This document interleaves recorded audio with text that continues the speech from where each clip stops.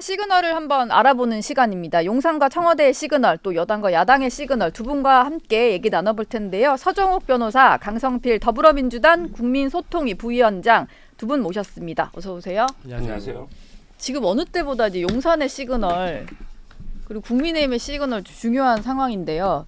서정욱 변호사께 첫 번째 질문부터 드리겠습니다.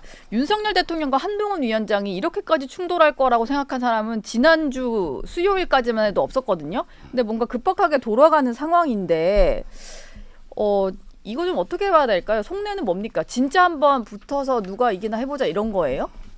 아마 이제 그 약속 대련은 아니고요. 예. 실제 이제 갈등이 좀 있은 거는 사실이에요. 네. 아마 가장 주된 원인은 이제 그 너무 차별화, 거리두기.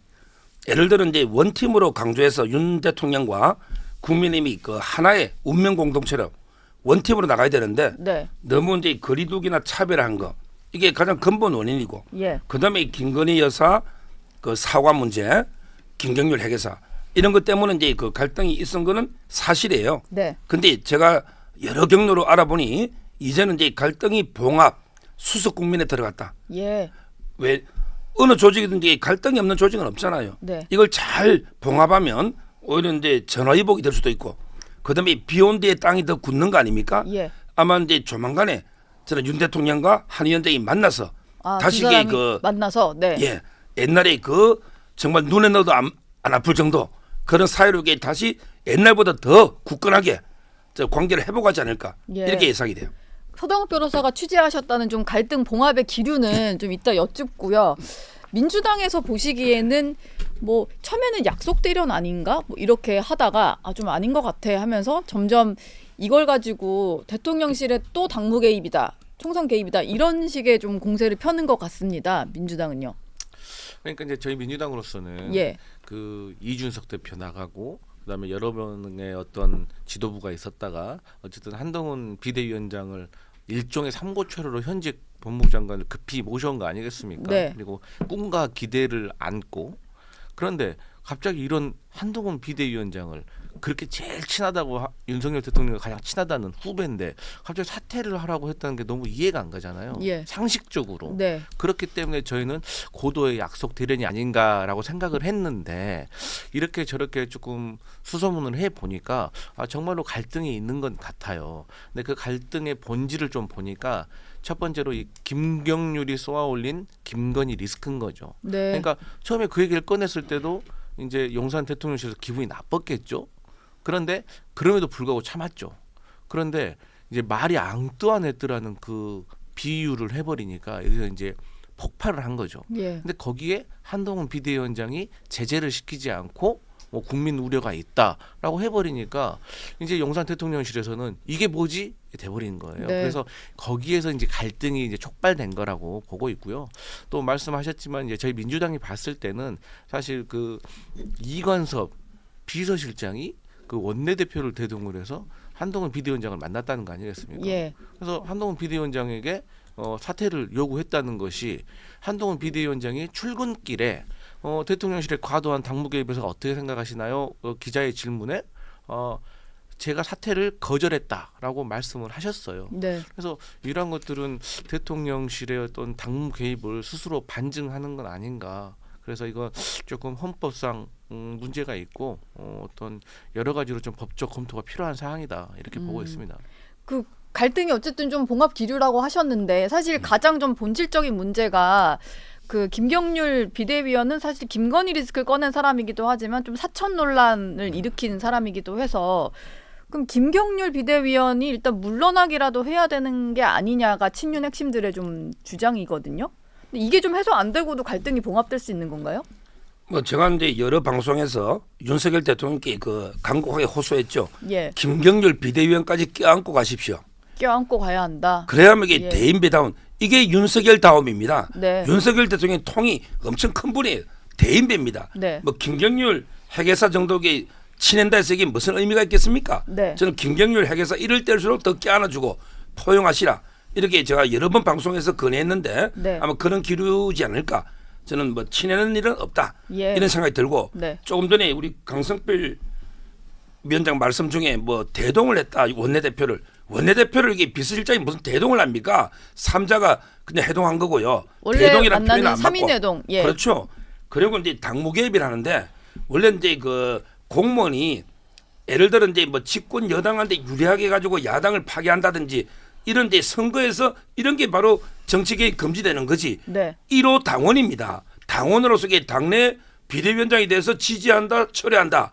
이런 거는 이게 정상적인 거지 불법적인 당무 개입이 아니다. 이 네. 말씀 드립니다. 1호 당원이라는 말을 계속 하는 것 같아요. 윤석열 대통령이 그리고 그거잖아요. 대통령실 설명은 공천을 공정하게 해라. 내가 대통령실 참모들이 나갈 때도 가서 열심히 해라. 경선에서 뭐 잘 준비해서 해라. 이렇게 얘기를 하지 누구 찍어라, 누구 뭐 꽂아라 이런 얘기를 안 하지 않냐. 왜 한동훈 위원장이 그런 식으로 사천 논란 일으켜서 마치 그 뒷배에 내가 있는 것 같은 오해를 불러 일으키느냐. 이게 좀 핵심인 것 같은데요. 1호 당원이고 그리고 공천 공정하게 하라는 정도의 말은 당무 개입은 좀 아니지 않냐. 이게 국민의힘 생각이에요. 어떻게 보십니까? 아니 예. 역대 대통령들이요. 사실 뭐 민주당이나 우리 국민의힘이나 역대 대통령들이 어떻게 공천에 전혀 개입을 하지 않을 수가 있겠습니까? 네. 여태껏 뭐 크고 작음의 차이가 있었지 저는 조금씩 다 해왔다고 생각하고 저는 그게 같은 말씀하셨던 것처럼 1호 당원이기 때문에 저는 그 법률적으로는 뭐 오해 소지가 있을 수 있지만 저는 그렇게 할 수 있다고 생각을 해요. 네. 그래서 사실 그게 문제의 본질은 아니고 사실 문제의 본질은 자 그러면 한동훈 비대위원장이 사천을 했다라는 뭐 논란이 있는 거 아니겠습니까? 네. 그런데 사실 뭐 인천의 계양을이나 마포을이나 이게 국민의힘으로서는 사실 험지예요. 험지죠. 네. 근데 무슨 이게 강남이라든지 TK라든지 이런 곳에 자기 사람을 자기가 임명한 비대위원을 뭐 가서 선언을 들어 뭐 절차 없이 선언을 들어줬다면 이건 정말 좀 큰일이 되겠죠. 공천 개입 뭐 사천 이런 게 되겠지만 실상 뭐 마포을에서 김경률 비대위원장이 네. 비대위원이 예. 당선될 가능성이 별로 없어요. 저희가 봤을 때는. 네. 그렇기 때문에 한동훈 비대위원장도 계속 말하잖아요. 지면 무슨 소용입니까? 그래서 이것은 물론 절차상으로 문제도 있긴 했지만 그걸 빌미로 했고 사실 속내는 너 왜 잘 못하고 있어? 너 원래 비대위원장으로 지금 네가 해야 될 일이 있잖아. 예. 그거에 대한 서운함을 보인 거라고 생각합니다. 예. 국민의힘 내부도 좀 일단은 잠잠해진 것 같기는 한데 뭐 갈등이 좀 봉합되는지를 보고 움직이려는 것 같기는 해요. 그런데 사실은 과거에 뭐 연판장 분위기가 다시 조성되는 이런 거에 대해서 내부적으로는 좀 부글부글한 목소리도 있거든요. 이게 지금 몇 번째냐 이런 식의 좀 시각들이 있는 것 같아요. 비주류에서는요. 지금 이제 그 과거에 이제 김기현 대표까지 네. 그때하고는 이제 분위기가 좀 틀립니다. 예. 왜냐하면 이제 그 총선을 지금 이제 70 며칠밖에 안 남았잖아요. 네. 근데 이렇게 갈등이 계속되면 공멸한다. 공멸. 예. 분열하면 이게 공멸한다. 이게 의원들의 대부분의 인식이기 때문에 네. 뭐 이제 그 확전 싸움을 더 해서는 안 된다. 이게 그 압도적인 제가 알기로 예. 압도적인 이제 의원들의 분위기고요. 그리고 이제 기본적으로 한동훈 위원장하고요. 그다음에 그 친윤 의원들 간에 인식 차이가 별로 없어요. 명분 빼기 돼서. 없습니까? 왜냐? 예. 일부 이제 뭐 예를 들어 이제 김경률, 이수정, 하태경, 네. 안철수 이런 분들은 이제 사과 이야기를 했잖아요. 예. 근데 한동훈 위원장이 사과 이야기를 한 적이 없어요. 네. 국민이 없어요. 우려하는 부분이 있다. 예. 그다음에 국민의 눈높이에서 봐야 된다. 이게 사과를 요구하는 겁니까? 예. 그건 아니잖아요. 네. 예를 들어 이제 제2부속실이나 특별감찰관으로 체제를 좀 정비하자 이런 의미로 해석이 되거든요. 예. 따라서 저는 근본적으로 한동훈 위원장도 일관된 입장이었다. 명분 빼기 대해서는 예. 기본적인 인식 차이는 저는 없다. 이기 때문에 그 갈등은 의외로 이제 또 쉽게 봉합될 수가 있을 겁니다. 아, 근데 사실 한동훈 위원장과 윤석열 대통령이 직접 만나기만 하면 별로 오해 없이 풀 것 같아요. 사실 한동훈 위원장 말만 따져봐도 지금 서변이 말씀하신 대로 사과하라고 말한 적이 없고 계속 김건희 여사가 당한 어떤 함정 몰카에 대한 얘기를 많이 했거든요. 그러면 중간에서 누군가 조금 자꾸 대통령의 화를 돋우거나 약간 말을 왜곡해서 전달한다 이렇게 조금 이해가 되는데 뭐 그런 상황일까요? 지금 이제 그런 분들이 있죠. 이간질하는 세력이 예. 좀 있긴 있습니다. 네. 물론 이제 그 민주당이나 예. 그다음에 이준석 당이나 이분들이 이간질하는 거는 뭐 당연한 거죠 전략상. 예. 근데 일부 이제 당 내에서도 국민의힘 내에서도 계속 이제 한동훈 위원장 보고 조언하면서 무조건 윤석열하고 차별해야 된다. 네. 그다음에 그 명분배가 사과해서 떨고 가야 된다. 예. 이런 식으로 이게 계속 조언하는 그룹이 있는 걸로 제가 알고 있는데 네. 이거는 이제 아주 잘못된 판단 전략이고요. 예. 상당히 그 아까도 말했지만 원팀으로 하나가 돼 나가야 돼요. 네. 한동훈 위원장이 36번인가 한 번도 행사하면서 윤석열 대통령 언급 안 했잖아요. 예. 앞으로 이게 윤 대통령이 잘한 정책이 얼마나 많습니까? 이걸 적극 홍보하면서 우리는 이게 윤석열 대통령 성공을 위해서 원팀으로 똘똘 뭉쳐 총선 치른다. 네. 이렇게 좀 방향 전환이 필요하다. 이게 올바른 전략 조언입니다. 예. 일단 뭐 갈등이 조금 봉합이 돼야 된다는 여론이 워낙 높다 보니까 좀 정리가 되는 방향을 봐야 될 것 같고요. 민주당 얘기를 저희가 요 며칠 이 문제 때문에 별로 못 하고 있는데 민주당도 지금 뭐 조용하게만 지나가는 건 아닌 것 같아요. 네. 이재명 대표가 복귀를 하고 이제 공천 작업이 본격적으로 시작이 됐는데 아까 이제 조홍천 의원에게도 좀 여쭸지만 그 친명 내에서는 이제 친문들 불출마 좀 해라. 친문 인사들을 좀 공격을 하고 있는 것 같더라고요. 다 나가면은 뭐 대체 누가 친명 원외 인사들만 출마를 해야 되는 이런 상황인 겁니까? 253개 지역구에 예. 최소 3명에서 5명 정도가 출마를 하게 되면 뭐 후보자만 해서 600에서 700명 아니겠습니까? 네. 뭐 방송 보니까 울산 같은 경우는 선거구가 2개인데 후보자가 22명 돌아다닌다고 하더라고요. 아, 그렇군요. 마찬가지로 친명과 비명이 이 600명, 700명 그리고 친문까지 해서 안 섞일 수가 없어요. 그리고 항상 역대 국민의힘이나 민주당이나 주류와 비주류가 있었고 네. 항상 비주류는 주류가 뭐 독점하는 거 아니냐 이런 비난과 걱정을 해왔어요. 예. 친문 뭐 이렇게 요즘은 친명 저기도 뭐 친박 이렇게. 근데 지금의 민주당의 구도는 현역과 도전자의 차이예요. 네. 그러니까 국민의힘과 비교해서 우리가 이번 룰을 보니까 국민의힘은 현역에게 매우 불리하고 도전자에게 유리하지만 민주당 같은 경우는 도전자가 현역의 장벽을 넘기가 매우 어려워요. 예. 왜냐하면 일단 우리는 권리당원과 국민들 연유서 5대5로 하는데 현역이 훨씬 인지도도 높고 지역위원회를 기반으로 해가지고 당원들도 구축을 해놨어요. 근데 네. 도전자들이 뭐 가산점, 신인, 여성, 뭐 청년인데 국민의힘 같은 경우 이걸 다 합산을 해주는데 저희 같은 경우는 합산을 안 해주고 가장 높은 점수만 해주고 네. 또 거기서 청년 같은 경우는 20대, 30대, 40대가 또 차등이에요. 그렇기 때문에 매우 어려운 상황인데 이 상황에서 뭐 비명 현역들이 뭐 친명 뭐 원외가 뭐 독점하는 거 아니냐 이것은 제가 봤을 때 조금 구조적으로 변명에 불과한 것 같고 예. 마지막으로 이제 그 뭐 친문 인사들 뭐 출마를 하시는데 저는 뭐 누구라고 지칭하지는 않겠습니다.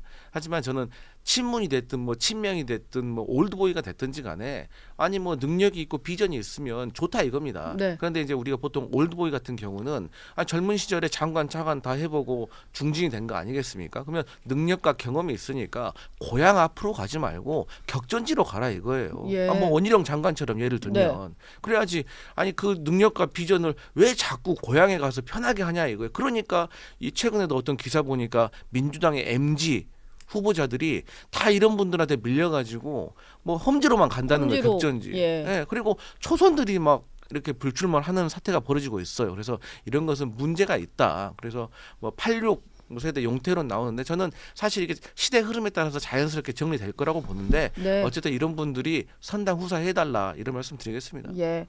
지금 이게 어찌 보면 원외와 현역의 그런 얘기인 거지 뭐 친명이 뭐 비명 찍어내고 친문 찍어내고 이건 아니란 말씀이셨는데요. 서변 생각은 좀 다르시죠? 그럼 예. 지금 이제 그 한동훈 위원장과 윤석열 대통령은 20년 이상의 오랜 인연이 있기 때문에 봉합이 돼요. 예. 그런데 문재인 대통령하고 이재명 대표는요 물과 기름입니다.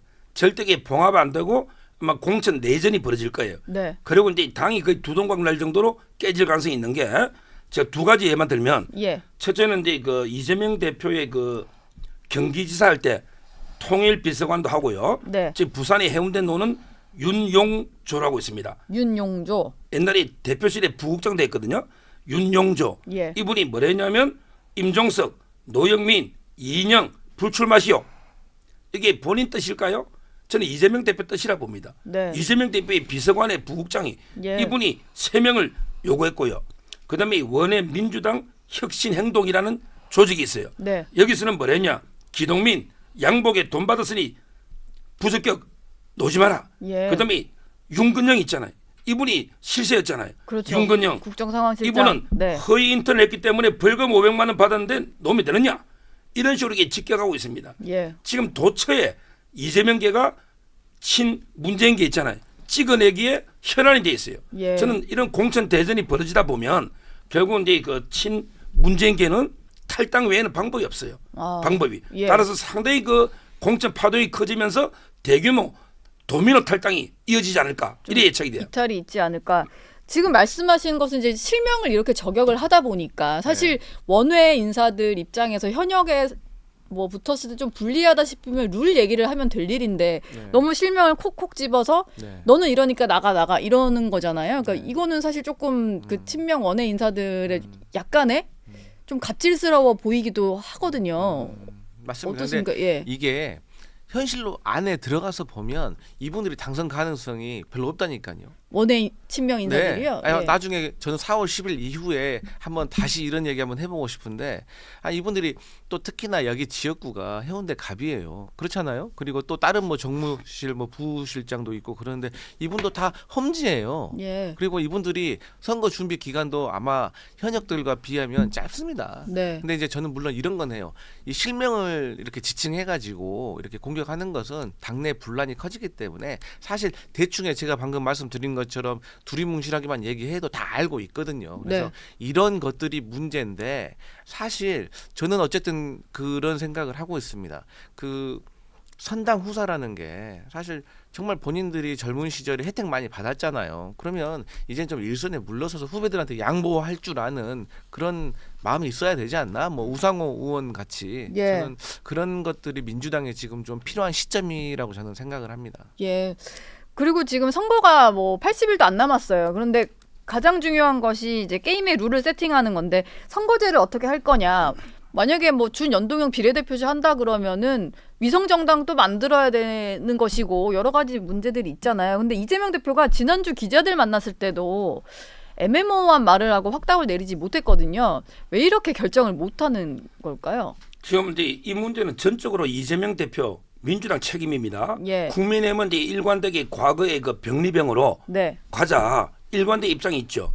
그런데 이재명 대표가 완전히 진퇴양난 어느 쪽도 결정 못하는 게 바로 이제 그 두 가지 결국 김대중 대통령이 말했던 서생적인 문제인식과 예. 상인적인 실용 감각 네. 이 말은 이제 그 결국 실리냐 아니면 이게 명분이냐 예. 여기에서 이게 결단을 못 내리는 거예요. 네. 명분만 보면 이재명 대표 공약했잖아. 연동형을 강화하고 오히려 위성정당 금지법을 만들겠다. 네. 이게 명분이죠. 예. 이렇게 되면 멋지게 또 질 수도 있기 때문에 질 그러면 수도 이게 있죠. 예. 실리만 따지보면 병리병이 나아요. 그러면 이게 공천도 하고 또 이게 비례 자기가 다 공천하고 의석도 하고 그러니까 결국에 명분이냐 실리냐 여기에서 이게 오락가락 하다 보니까 네. 결론을 못 내리는데 근데 뭐 아마 연동형으로 가지 않을까? 왜 그러냐면 이게 워낙 비난 여론이 많기 때문에 예. 병립 가기에는 이게 부담이 너무 클 것 같아요. 아무리 실리도 중요하지만 네. 너무 이게 비난 여론 때문에 저는 현행 제도로 가지 않을까 이렇게 예상을 합니다. 예. 그리고 정치권 일각에서는 아까 뭐 실리 명분 말씀하셨지만 이재명 대표 입장에서는 비례대표도 공천권이 상당히 중요하잖아요. 어찌 보면 그렇죠. 지역구보다 비례대표에서 약간 당대표의 공천권을 권한을 행사할 수 있으니까 네.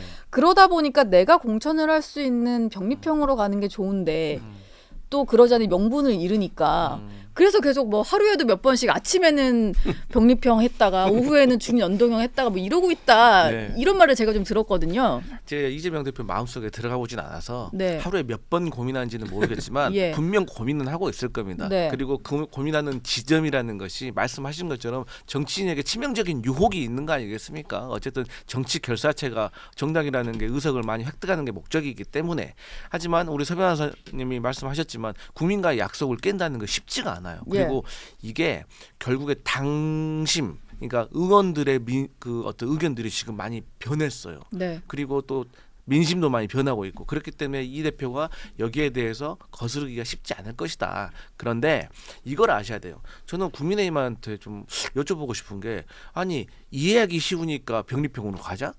그럼 저는 그게 어떤 공당의 어떤 그 취지 그 뭐지? 비례대표를 반대하는 취지로서 맞는지 저는 잘 모르겠고요. 예. 사실 이 취지가 이거 아닙니까? 국민의 어떤 표를 사표로 만들지 말고 최대한 반영하자. 그리고 우리 사회가 점점 다양해지고 있으니까 다양한 정당들이 들어와서 다양한 목소리를 내자는 거거든요. 근데 저는 그보다도 제일 중요한 게 뭐냐면 양당이 어떤 문제 이슈가 있으면 해결이 안 돼요. 네. 그러니까 다른 당들이 들어와서 캐스팅 보트를 해줘야 돼요. 그러면 예를 들어서 이 지금 연동형 비례대표도 다른 3당이 있었으면 진짜 끝났을 겁니다. 그런데 양당이 서로 간의 이해관계 때문에 이것을 앞으로 나가지 못하는 게 앞으로 22대 국회에서도 계속될 거예요. 그래서 저는 준연동형 비례대표가 우리 정치 발전을 위해서 필요하다 이렇게 말씀드리겠습니다. 근데 위성정당 들어와서 사실 민주당으로 다 흡수 통합되고 뭐 이러면 사실 또 양당 되는 거 아닌가요? 그러니까 이제 예. 그 이재명 대표한테 제가 강력하게 경고하는 게요. 이재명 대표에게 어떻게 하든 공약 위반입니다. 이재명 대표 공약은 뭐냐? 연동형을 강화하면서 위성정당 금지법을 만들겠다. 네. 이랬잖아요. 근데 병립으로 가도 공약 위반이죠. 근데 위성정당을 만들면 이 자체도 이게 공약 위반입니다. 예. 저는 이재명 대표 멋지게 지세요. 멋지게 지라고. 그게 공약입니다. 맞잖아요. 네. 근데 연동하면서 비례 위성정당을 만들면 이거야말로 이게 꼼수 중에 꼼수죠. 이게 실질은 병립하고 똑같은데 오히려 위성정당만 만들어서 정치 불신을 가져오는 거 아닙니까? 다시 한번 촉구하지만 멋지게 지시라고. 절대 위성정당 만들면 안 된다. 네. 이걸 제가 그게 공약을 좀 지키세요. 예. 정치인 약속 좀 지키세요. 몇 번입니까 어긴 게? 네. 멋지게 지라고 하는데요. 그래서 민주당, 이제 예. 저희 민주당 같은 경우 홍익표 원내대표가 말을 했듯이 그 용해인 그 기본소득당 대표가 제안한 것처럼 비례연합정당 네. 이걸 하면은 말씀하신 대로 그 준연동형 비례대표제의 약속도 지킬 수가 있고 또 저희가 비례대표 15번 이후로 뭐 하고 또 저희가 다 공천은 하는 게 아니지 않습니까? 그렇기 때문에 저는 이게 솔로몬의 지혜가 아닌가 싶습니다. 그런데 어떤 결론을 내릴지 민주당이 이것을 받을지는 잘 모르겠고 추가적으로 저는 이건 조금 다른 얘기가 될 수 있지만 네. 용해인 그 대표가 저는 그럼 또 비례대표로 출마하는 건지 사실 저도 그게 좀 궁금해요. 비례대표 2번 연속하는 건 좀 예, 그래서 국민들이 저는, 좋게 예. 보지 않을 것 같은데요. 그래서 저는 그 비례연합 정당이라는 거에 대해서는 저는 100% 취지에 공감을 하는데 네. 그래도 우리가 메시지도 중요하지만 메신저도 중요하지 않습니까? 예. 그래서 이런 문제도 좀 있는 것 같다 지적하고 싶습니다. 어쨌든 국민들은 투표를 할 때 내가 뽑는 표가 어디로 가는지 룰은 좀 빨리 알고 표를 찍고 싶으니까 빨리 좀 결정을 해줬으면 하는 생각입니다. 두 분 용심청심 얘기는 오늘 여기까지 듣겠습니다. 고맙습니다. 감사합니다.